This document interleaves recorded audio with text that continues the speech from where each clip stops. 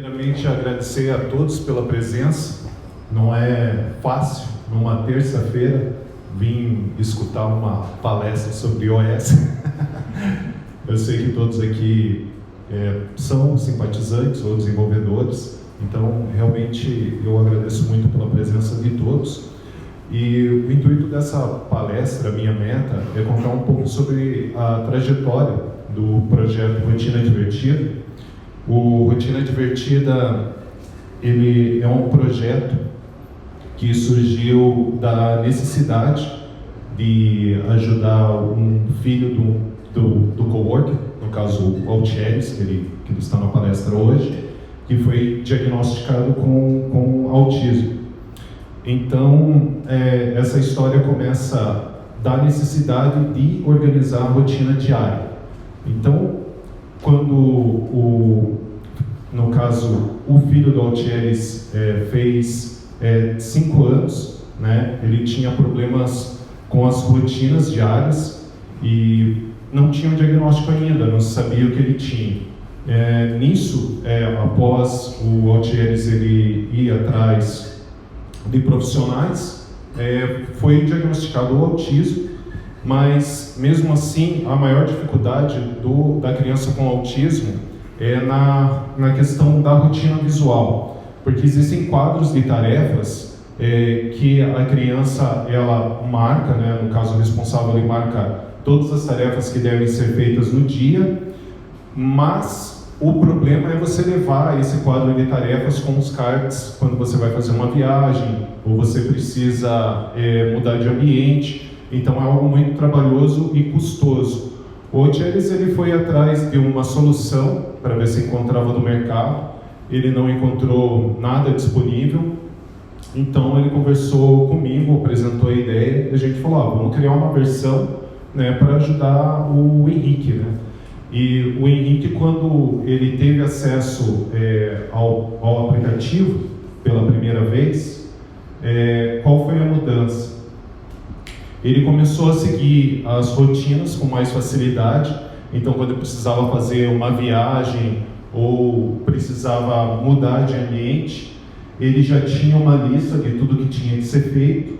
Então, ele é visual. Quando que a criança ele completa uma tarefa, ele tem um reforçador positivo e também tem a parte de sentimentos, como a criança ela está se sentindo e o progresso. Nessa parte, quando a criança ela completa a tarefa, ela vai ganhar estrelas, que é a parte de pontuação, e ela pode trocar por alguma coisa que ela gosta. No caso, se for ali a parte de videogame, que ele gosta de jogar, o pai pode pegar e cadastrar, e ele faz o uso desses pontos. O outro ponto que foi criado para minha filha, que tem a apraxia da fala, até os 2 anos ela tinha dificuldade de falar, foi essa parte de PECS, que é Picture Exchange Communication System, que é uma comunicação através de imagens. Então, crianças que têm dificuldades na fala, que são não falantes, elas têm essa dificuldade, né? E quando a gente lançou o aplicativo, a gente já começou a ter uma quantidade enorme de downloads, né? Hoje a gente atende aí mais de 300 mil famílias ao redor do mundo.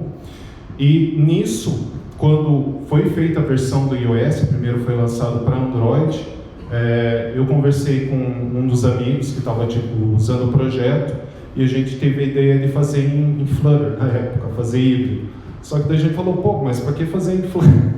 Vamos tentar utilizar o SwiftUI. Ele pegou e comentou, tem uns argumentos positivos, porque a tecnologia ainda era recente, a primeira versão do SwiftUI, e a gente falou, cara, vamos tentar então, né? A gente vai ter uma barreira mínima de versão, mas até a gente completar, vamos ver se já não sai alguma coisa nova.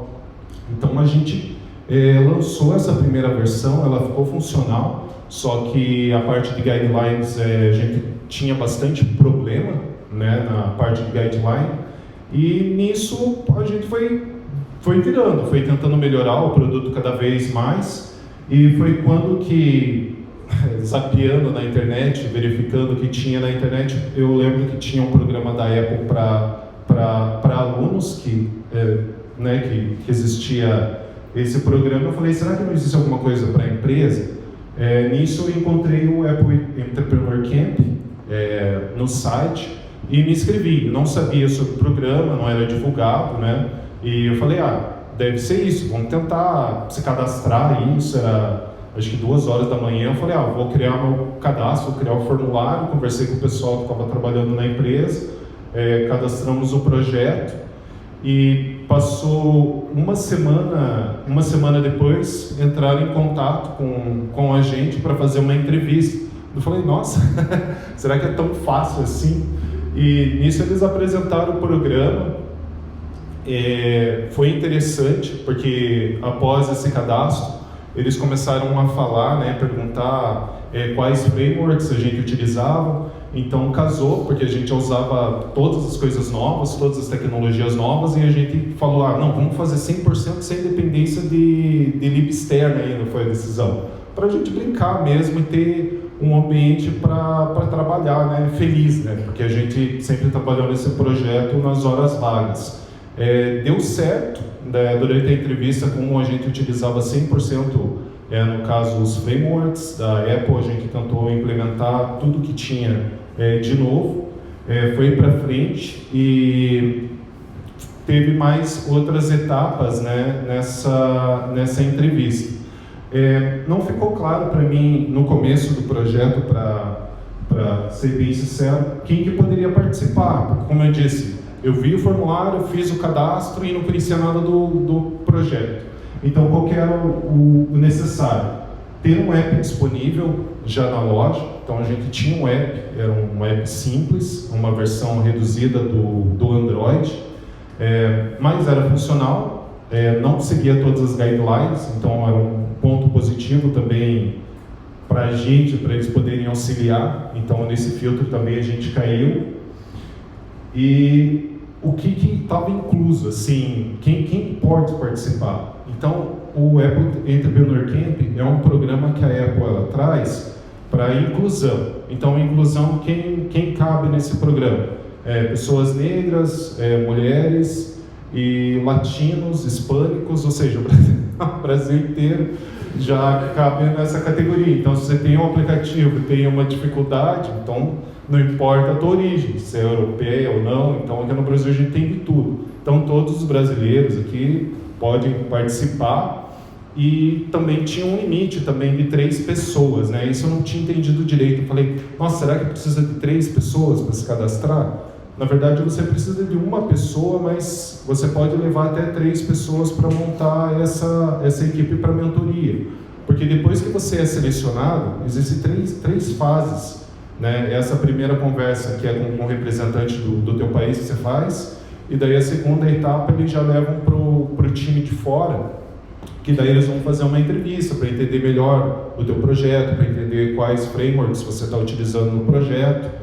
E depois que eles fazem esse filtro, né, eles fazem uma terceira, que seria ali se você passou já ou não passou. Então, quando que foi feita a primeira entrevista nossa, que era aqui com o representante local, que é o Guga, ele falou, olha, o projeto de vocês é bom, mas tem pessoas que às vezes esperam aí até 2, 3 anos para entrar. Eu falei, nossa, tudo isso? Ele falou, é difícil de entrar, né? Então, se vocês forem selecionados, né, porque o projeto é bom mesmo.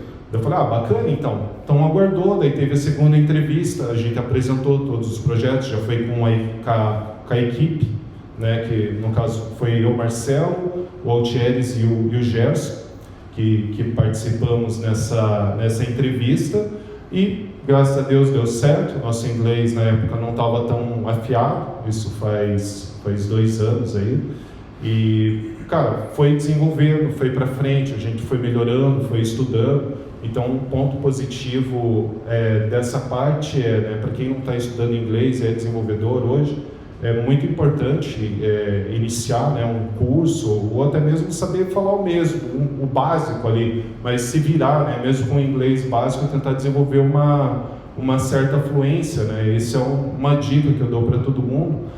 Não importa ali se o inglês está enroscando ou não, você só tem que ter a coragem de tentar falar com o vocabulário que você tem. Então, por mais que você tenha alguma limitação, você vai lidando com o que você tem na mão, e com isso você vai vai melhorando, e o pessoal sabe dessa limitação lá.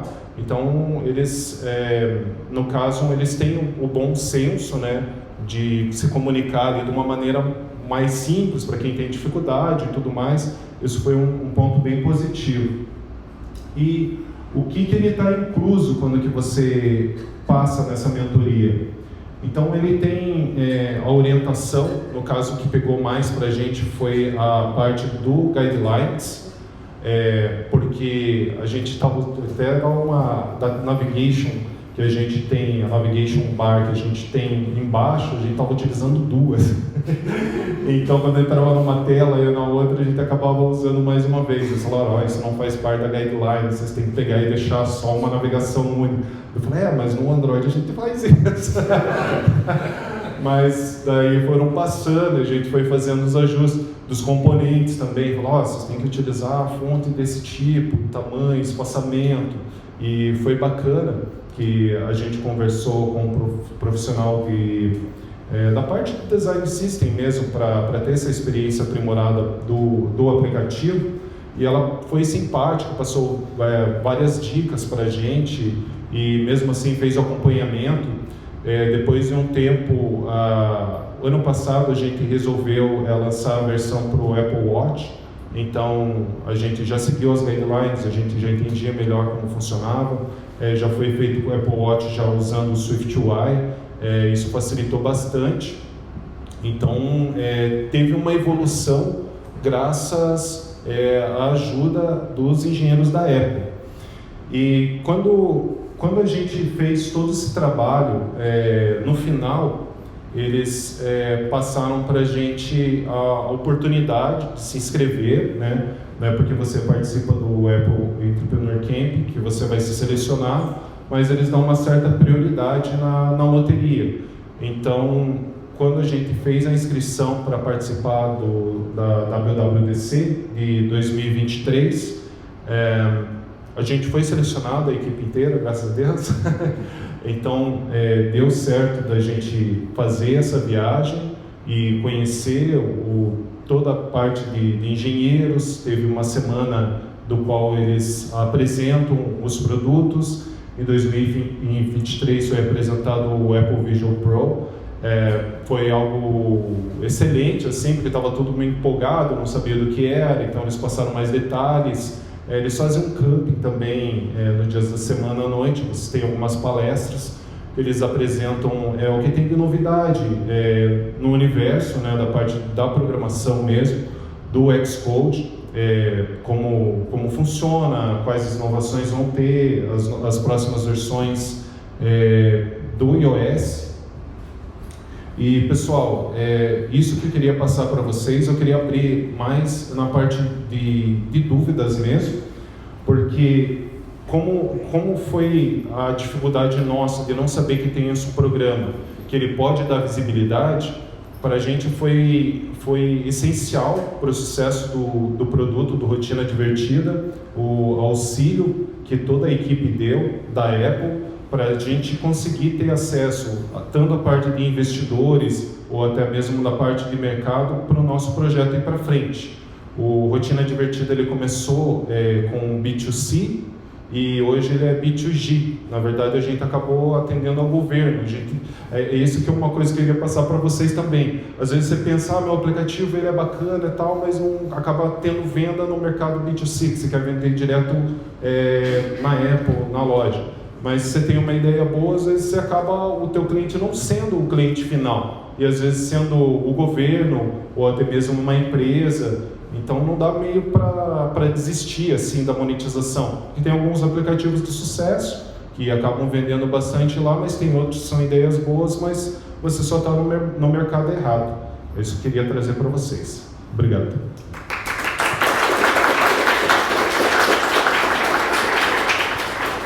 Eu vou ler as perguntas do slide aqui, depois se alguém tiver pergunta para fazer. Vocês tiveram muitos problemas de implementação com as versões iniciais do SwiftUI quando fizeram o iOS? Sim, a gente teve muito problema. Por padrão, quando você usa o SwiftUI, você já vai usar uma arquitetura que é o MVVM.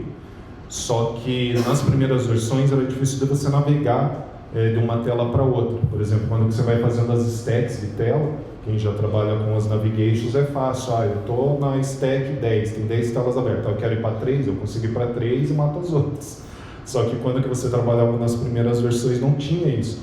Ele só tinha um link que ia de uma tela para outra e você matava tudo, mas você não conseguia navegar, ele não fazia uma stack, uma pilha. Então uma solução que a gente fez foi usar o Pattern Coordinator. Do Coordinator a gente continuou usando as navigations, então a gente conseguia fazer essa transação. E tem muitas empresas que ainda utilizam isso, porque a Navigation Stack, que seria para você ter o mesmo comportamento, ela só vai ter suporte a partir do iOS 16. Então, você colocar hoje aqui no Brasil a partir do 16 é um pouco complicado. Então, basicamente foi a navegação de telas. Esse programa da Apple abre inscrição todo ano? Sim, ele abre a inscrição todo ano. E você acessando o site do Apple Entrepreneur Camp, não está aberto agora, mas ele tem um link que você passa os seus dados e você fala para ser notificado quando abrir as novas vagas. Então você só faz esse cadastro lá, você coloca e quando abrir vagas você vai ser notificado, vai receber no e-mail. É uma vez por ano ou aleatório? Às vezes abre até 2 vezes por ano, né? Às vezes até 2 por ano. Tem vezes que tem seleção, né? Às vezes é para só pessoas negras, às vezes só para mulheres, às vezes tem inscrições. O que a gente entrou foi da Latam. Isso mesmo, da Latam. Quais foram os meios de divulgação e marketing iniciais? Como foi o processo de conseguir os primeiros downloads? Essa é uma pergunta muito boa. Então, o primeiro processo que a gente teve foi de lançar e aguardar ver os downloads. Daí, o que a gente percebeu? A gente falou assim, a gente não foi o primeiro aplicativo que a gente lançou, porque é igual o Pink Cérebro, a gente fala o Outchat, a gente está há anos tentando lançar. E daí não vinha download, daí depois de várias tentativas a gente falou, nossa, quando a gente bater 1000 downloads, nossa, esse vai ser o marco. Daí passou uma semana, a gente conseguiu 1000 downloads e já foi indo, passou tempo, já deu 15 mil. E nisso a gente acabou tendo uma entrevista que a gente fez num jornal da Tribuna, a gente saiu na capa da Tribuna ainda do jornal, a gente falou, nossa, impressa no jornal. Depois deu entrevista na TV e foi indo, cara. Foi um negócio que é engraçado, que quando que você entra na mídia de alguma forma, um vai avisando para o outro da notícia, e daí todo mundo fala, a gente não quer só notícia ruim, a gente quer notícia boa. Então foi virando uma bola de neve, foi vindo downloads, mas aí o que a gente percebeu do lançamento do iOS? Como ele já não estava nesse hype, os nossos downloads do iOS eles nem se comparam assim com o do Android, né? Do Android ali tem 10, 15 vezes mais downloads, né? Mesmo hoje. A gente percebeu que utilizar o Google Ads mesmo, do Google, você pegar e fazer o anúncio por lá, ele parece que dá uma melhoria na ranqueada do aplicativo, só de começar esses primeiros downloads para indexar. Então você pagando um valor ali baixo mesmo, R$10 por dia, você lança o seu aplicativo, coloca ali, vou guardar, sei lá, 200 ali para rodar 20 dias. Você coloca R$10 por dia, depois de um tempo você vê que os downloads parece que continuam, eles não vai ser aquele download enorme, que você vai ter uma quantidade gigante, mas ele já chega a algum nível, então já dá para começar a testar o aplicativo, e isso que é interessante às vezes, porque se você lançar um aplicativo e já vinha uma quantidade de download gigante, às vezes você não sabe como comportar, principalmente se tem servidor e tudo mais, aí fica um pouco complicado. A Apple auxiliou no modelo de negócios ou apenas na parte técnica?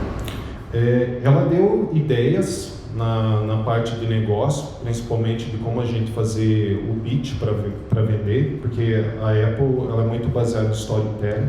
Vocês vão, todas as apresentações sempre tem uma historinha ali mesmo para apresentar, então eles auxiliaram bastante a gente nesse aspecto para fazer os pitches e também deram algumas ideias assim estruturais do projeto mesmo, né? Mas diretamente do negócio a gente só falava, agora a gente falou para o governo, a gente vai atender para o governo. Daí eles falam, se eles usarem iPad, a Apple ela tem um programa para vender os iPads para o governo também. Daí a gente já vai fazendo a parceria, né? Você precisa rodar as coisas, então vai conversando. Então, você vai passando a informação para o teu contato, como eu falei, depois que você entra lá no programa, você vai dando as ideias, vai mandando mensagem do que está acontecendo, vai fazendo os updates, e eles vão dando um direcionamento. A gente tem essas ferramentas, pode auxiliar dessa forma.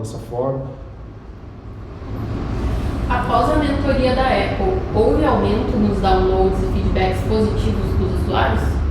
Então, por incrível que pareça, teve um aumento sim nos downloads, não sei porquê, acho que é magia, sei lá, mas quando que terminou ali começou a vir mais downloads, assim, eu vou passar, os meus números eram baixos mesmo, antes de estar lá. Fazia ali 10 downloads, 12 downloads por dia, eu falei, nossa, tá bom, né? Do Android a gente estava batendo ali 300, 400, mas falei, tá bom. E daí depois da Apple, quando que veio, começou ali, depois vim 50, 60, 70, 100, então ele ficou ali. Então para o início do aplicativo, isso foi importante, porque até mesmo você pega bugs, né? Como você tem devices diferentes rodando ali, é importante vir gradual, porque também você vem todo mundo, cara, você não dá conta de resolver os problemas. Mas teve um aumento sim. Vocês ainda têm versão nativa para iOS e outra para Android? Como vocês gerenciam as melhorias nas duas plataformas? Sim, a gente tem nativo Android e iOS, e é a comunicação mesmo por cards. Vamos dizer, a gente tem uma funcionalidade, a gente usa dentro do Git mesmo, tem a parte das atividades, né, do que deve ser feito.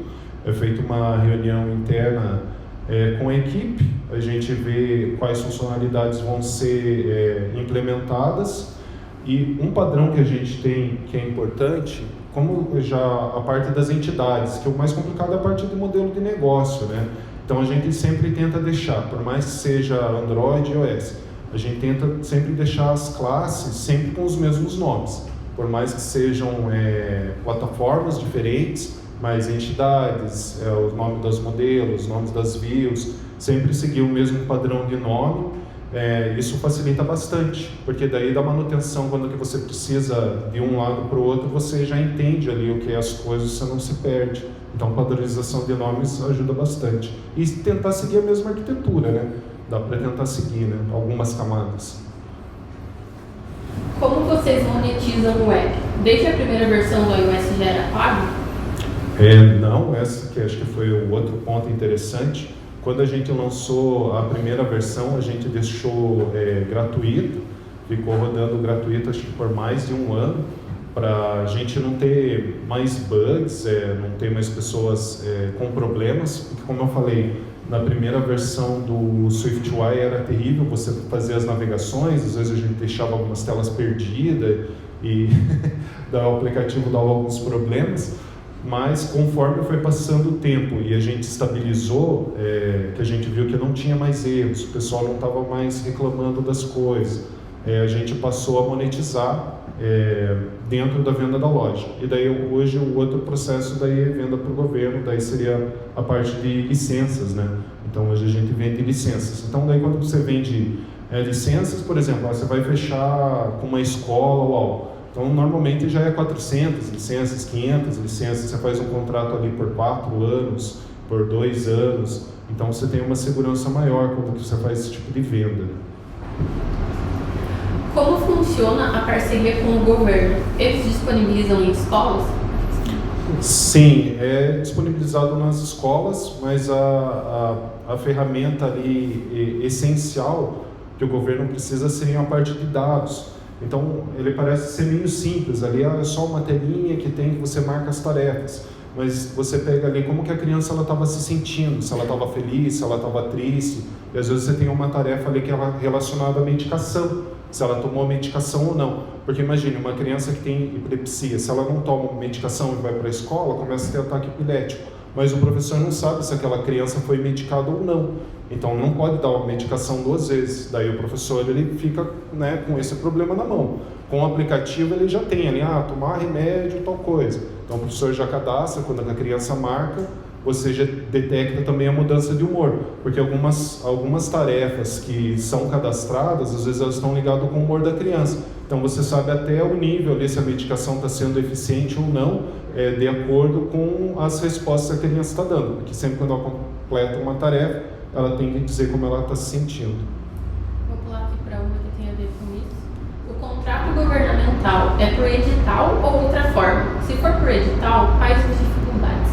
Sim, então, como o aplicativo a gente não tem concorrência, então a gente não precisa, digamos assim, passar por um edital. Só que nisso a gente está estudando, porque se você passa por um edital que seria de você liberar, passar as especificações e tudo mais, às vezes você consegue um valor melhor na venda das licenças, porque daí vai aberto para concorrência e tudo mais. E se você tem um produto que é único, né, você consegue ter esse valor a mais, né? Porque senão quando você faz um processo ali, direto, que seria não passar pela licitação, né, você já tem um ganho reduzido, porque daí já acaba se tornando uma parceria. Mas é um início, né? Se tem projeto, é um início. Como priorizam as melhorias necessárias do app? Exemplo, ter versão para Apple Watch. E de onde coletam elas? Exemplo, veio do governo, veio de feedback de clientes? Sim, então essa parte é bem interessante, porque o aplicativo, depois de muitas tentativas, de aplicativos que não deram certo, às vezes a gente começava assim, ia fazer uma POC, mas colocar um monte de funcionário ficava 1 ano, 2 anos.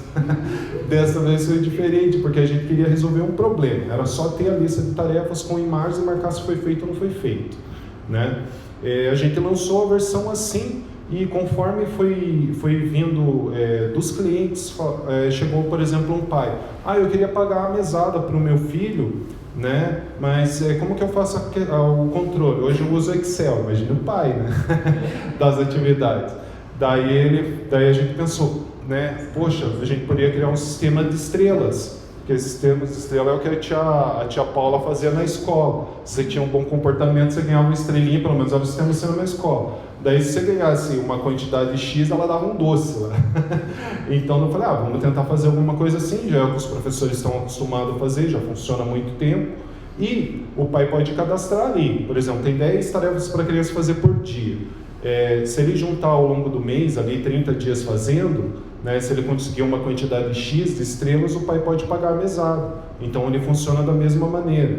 E essa parte de recompensas também foi interessante para crianças com autismo, porque eles usam o reforçador positivo. Por exemplo, se você sair com o teu filho, ele não quer fazer determinada coisa, né, normalmente dava uma balinha para ele, fala, você tem que guardar os teus brinquedos, daí dava uma bala. Daí você entope a criança de doce. E já com o sistema ali do aplicativo, quando você marca, você ganha a estrelinha e não precisa mais dar o doce, então alivia até pro bolso do pai. Do slide acabou? Alguém tem alguma pergunta a mais sobre essa? Eu tenho uma pergunta.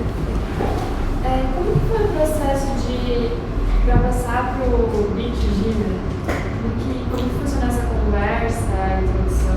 Sim, foi um processo longo, né? Teve a nossa parte de marketing ali que ficou trabalhando por mais de 6, 7 meses só indo em reunião, porque para conseguir o contato, então foi algo inesperado, de tanto fazer reunião, apresentar o produto e tudo mais, a gente acabou chegando na secretaria, um contato interno, e daí lá dentro mostraram como o aplicativo funcionava, e também o que eles passaram é que o governo ele tem muitas propostas de negócios que chegam, mas o que a gente fez diferente a gente falou, não, a gente vai ajudar vocês, porque a nossa causa primária era ajudar as crianças. Então, o que vocês precisam de ferramenta?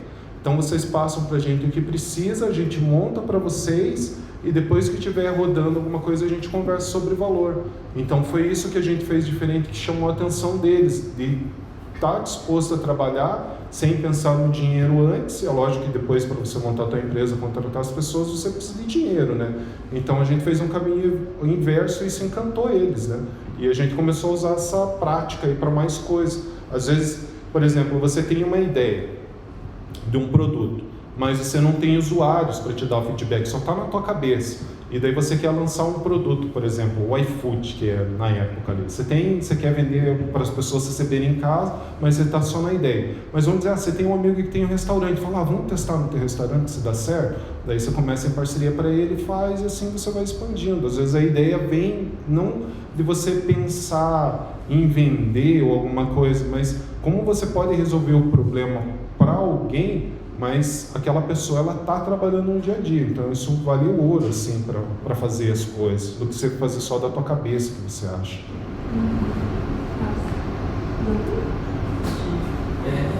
Você tiver algum problema com os dados, aí você comentou que o professor consegue acessar, né? Tipo, sim. Se tiver algum problema de os pais liberarem algum acesso, alguma parte do sistema tipo, dedicada a isso, assim? Sim, para o pai, né, digamos, ele tem uma versão para o pai utilizar, mas não tem nenhum problema de acesso, porque os dados a gente coleta o mínimo, por exemplo, a gente não tem identificação de idade, de nome da criança, coloca o que quer, a gente só tem um código que seria da matrícula dele. Então, no aplicativo, por exemplo, se acessar os nossos bancos de dados, alguma coisa, não vai identificar quem é. A gente não guarda informação sensível, né? É lógico que daí se tiver Alô, testando. Se tiver esse tipo de vazamento, é um problema. Mas no caso a gente não marca nada, né, que dá para você reconhecer o usuário. E quando a gente pega informação sensível, a gente cria um sistema de criptografar o texto. Então a gente gera a criptografia e daí só o usuário que tem um token específico, que seria um documento, sei lá, uma receita médica, ele tem acesso. Então é feito o controle dessa maneira. Uma pergunta assim, que momento, você tinha comentado que esse aplicativo estava sendo feito no tempo livre de vocês? Sim. Em que momento que ele deixou de ser algo no tempo livre e virou um negócio? Sim, bem, a partir do momento que a gente conseguiu dinheiro para pagar as contas da casa. Então, basicamente, a resposta é essa. Mas o que você tem que pôr como meta? Por exemplo, eu trabalho 8 horas por dia em determinado projeto, mas eu quero fazer meu aplicativo. Consigo dispor ali de 2 horas por dia. Então, no início, eu, o Thieres e mais o Gerson, ali, o pessoal que estava, cara, a gente trabalhava todo dia até 2, 3 horas da manhã e vai lá, sábado, domingo, não tem folga, no começo não tem magia. Daí depois que foi ali do projeto que ele já teve maturidade ali de 1 ano, 2 anos, já não tinham mais grandes mudanças, então ele já entrava ali num modo mais de manutenção. Então você já conseguia receber uma grana, né? E quando precisava, digamos, continuava com o trabalho. Mas daí você juntava uma grana ali, que eu pegava, juntava ali. A gente nunca tirou dinheiro do rotina pra gente, assim, no início, né? Então a gente guardamos 10 conto lá depois de 6 meses. Vamos contratar um dev lá que manja de fazer algum componente pra gente e a gente tem o dinheiro. Precisa de um marketing de alguma coisa, junta aquele dinheiro e a gente absorve esse conhecimento. Daí depois de um tempo, conforme foi andando, né, a gente conseguiu o dinheiro suficiente para se dedicar. Mas no começo é o teu tempo, não tem o que fazer.